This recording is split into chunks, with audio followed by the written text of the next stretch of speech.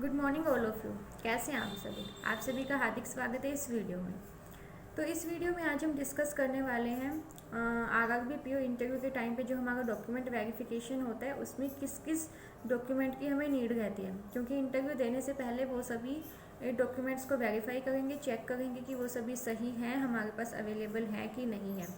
तो उन सभी डॉक्यूमेंट्स से रिलेटेड आईबीपीएस एक लिस्ट देता है जो हमें इंटरव्यू के टाइम पे लेके जाने होते हैं। तो वो लिस्ट आ चुकी है, अभी हम उसके बारे में डिस्कस करने वाले हैं। तो पहली चीज़ उन्होंने दी है hand written declaration. Hand written declaration में भी कुछ स्टूडेंट्स को डाउट होगा कि ये क्या होता है। जब आप इंटरव्यू देने जाएंगे तो वहीं पे आपको एक फॉर्मेट दिया जाएगा जिसे आपको फिल करना रहेगा कि कुछ अपने बारे में लिखना होगा कि आपने क्या क्या स्टडी की है, आप अपने बारे में कुछ नेम एंड जो भी उसमें एक सब कुछ लिखा होगा उसको आप एग्जैक्टली फिल कर देंगे। वही आपका हैंड रिटन डिक्लेरेशन होगा जिसको आपको फिल करके देना होगा। तो वो वहीं से अवेलेबल हो जाएगा। ये इससे रिलेटेड आपको ऐसा नहीं है कि आपको घर से कुछ चीज़ें लेके जानी है, ऐसा नहीं है। तो वहीं अवेलेबल होगा, उसको वहीं पे फिल करके आपको देना रहेगा। Second thing is interview call letter. आपके इंटरव्यू के जो एडमिट कार्ड्स हैं वो आ चुके हैं, तो आप उसको प्रिंट आउट निकलवा लीजिए, फ़ोटो उस पर पेस्ट कर लीजिए एंड आपको इंटरव्यू का कॉल लेटर लेके जाना रहेगा।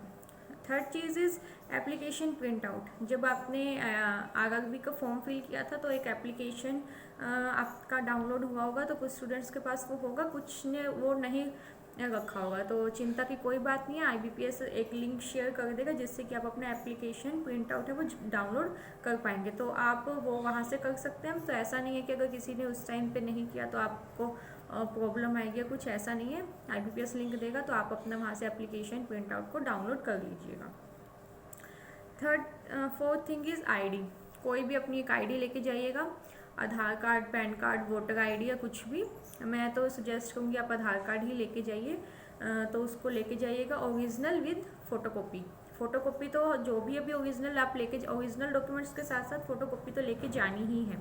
तो सभी की मैं तो बोलूँगी 4-4, 5-5 फोटोकॉपी करवा के लेके जाइए, क्योंकि मुझे याद है कि आईबीपीएस और एसबीआई इनमें से किसी एक एग्ज़ाम में हुआ था कि हमें 5-5 सेट बनाने थे। हर एक जो हमने हैंड रिटन डिक्लेरेशन या फॉर्मेट जो फिल किया था हर एक के साथ हमें अटैच करनी थी वो, और वो हर एक जो एक बंच बना था वो सभी पैनल मेंबर्स के पास गया था। तो आप एटलीस्ट हर एक की 4 से 5 फोटोकॉपी करवा के अपने पास रखिएगा। फिफ्थ थिंग इज़ जो आपकी डेट ऑफ बर्थ है उसके प्रूफ के लिए आपको कुछ चाहिएगा।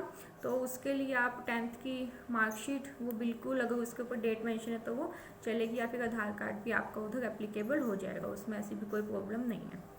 सिक्स थिंग इज़ जो भी आपकी ग्रेजुएशन जिस भी फील्ड में आपने की है उसकी सेमेस्टर वाइज या ईयर वाइज आपको जो भी मार्कशीट या जो भी जिसमें आपके मार्क्स मेंशन होंगे वो आपको लेके जानी रहेगी, तो उसको आप लेके जाइएगा एंड इन मार्कशीट्स की भी आप फोटोकॉपी अपने साथ रखिएगा। Seven thing is degree. अपनी डिग्री को लेके जाइएगा। कुछ बच्चों की अभी डिग्री नहीं आई होगी तो आप प्रोविज़नल डिग्री कॉलेज से अवेलेबल करवा लीजिएगा, उनको बोलिएगा तो प्रोविज़नल डिग्री अवेलेबल हो जाएगी। तो प्रोविज़नल डिग्री या डिग्री इनमें से एक चीज़ मैंडेटरी है जो आपके पास होनी ही चाहिए। Eighth thing is degree is mandatory. अगर आपने अपना फॉर्म फिल करते टाइम डाला है कि आपकी मास्टर्स भी हो चुकी है या फिर आपने कोई अदर क्वालिफिकेशन भी की है तो आपको उससे रिलेटेड भी जो भी आपकी डिग्री है या फिर जो भी मार्कशीट है या कोई भी सर्टिफिकेट है वो आपको लेके जाना रहेगा। तो उससे रिलेटेड भी सारी जो चीज़ें लेके जाइए एंड विद फोटोकॉपी। एंड उसके अलावा अगर आप किसी कास्ट से बिलोंग करते हैं तो उसका सर्टिफिकेट, SC ST OBC जो भी है तो उसका सर्टिफिकेट आपके पास अवेलेबल होना चाहिए। उसके बिना फिर आपको वहाँ पे काफ़ी प्रॉब्लम आई थी। इवन लास्ट टाइम भी ऐसा हुआ था कि जो कास्ट सर्टिफिकेट था वो काफ़ी पुराना था। तो ध्यान रखिएगा जो कास्ट सर्टिफिकेट है वो बहुत ज़्यादा पुराना ना हो, वो रिसेंट वाला ही हो। तो ध्यान रखिए कास्ट सर्टिफिकेट लेके जाइएगा एंड रिसेंट वाला लेके जाइएगा। And 10th thing is experience. अगर आपको किसी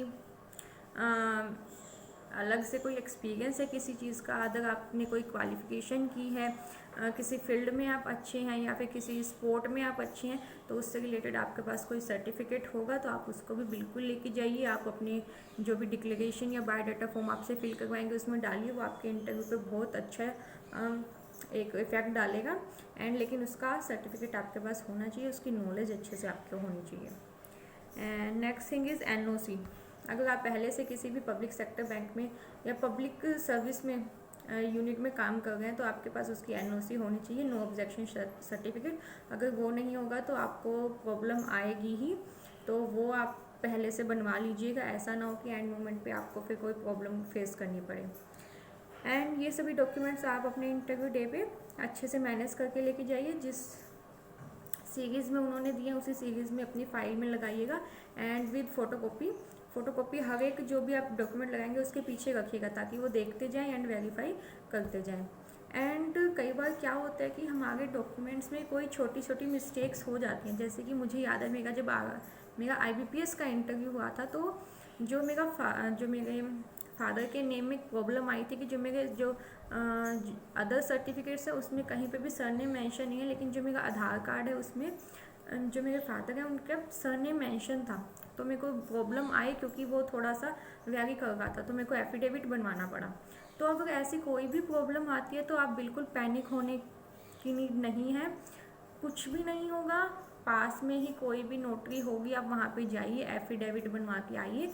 ज़्यादा टाइम नहीं लगेगा, विद इन 10 to 15 मिनट्स वो आपको प्रॉब्लम सोल्व करके देंगे।